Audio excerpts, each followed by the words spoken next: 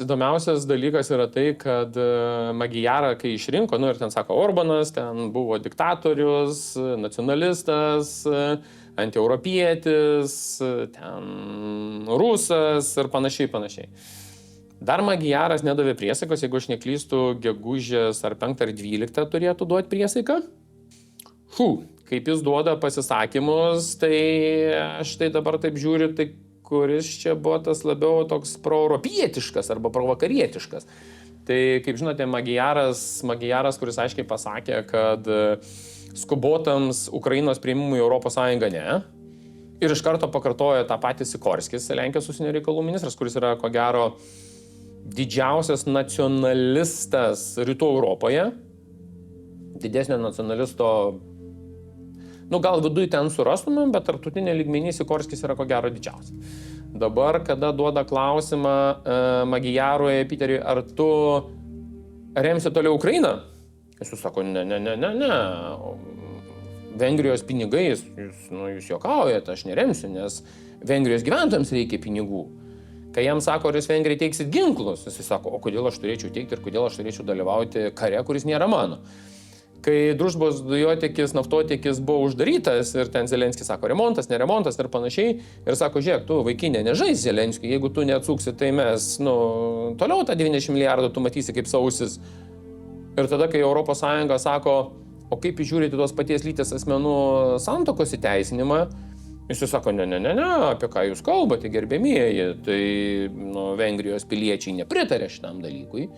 Ir kada jam užduoda klausimą, kad vis dėlto turėsim pasidalinti migrantų kvotomis, tai jis atkartoja tą, ką kartoja Orbanas ir sako, jokiais būdais yra jau tas sprendimas priimtas. Ir aš tada keliu klausimą, palauk, tai tu, žmogaugi, tu turi konstitucinę daugumą.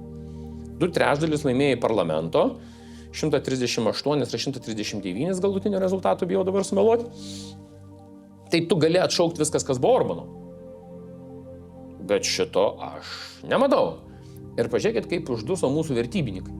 Politologai nebekomentuoja, apžvalgininkai nebekomentuoja, žurnalistai nebesidžiaugia Vengrijos pergalė ir Briuselis nebesidžiaugia Vengrijos pergalė. Dabar sako, kas čia yra. Ir pažiūrėkit, kas įvyko Bulgarijai. Tai Bulgarijai buvęs prezidentas 2 kadencijos, kuris yra irgi prorusiškas, kaip ten mes vardome vardinti, jisai gavo absoliučiai irgi daugumą konstituciją. Ir aš dabar sėdžiu ir galvoju, tai kaip čia dabar bus? Jis taiko tokią patį metodiką, ką taikė Orbanas. Tai, kad suvoktumėme, kas kaip yra, tai jūs gaunate, mes gauname, Europa gauna Magyarą Orbano kubu. Ir man įdomu dalykas, ar Magyaras įsilaikys savo žodžių ir vienuolę paskirs švietimo ir mokslo ministrė. Jeigu ta tikrai informacija, kuri sklaido Vengrijoje ir jau spaudoje jinai buvo publikuota, jeigu paskirs vienuolę į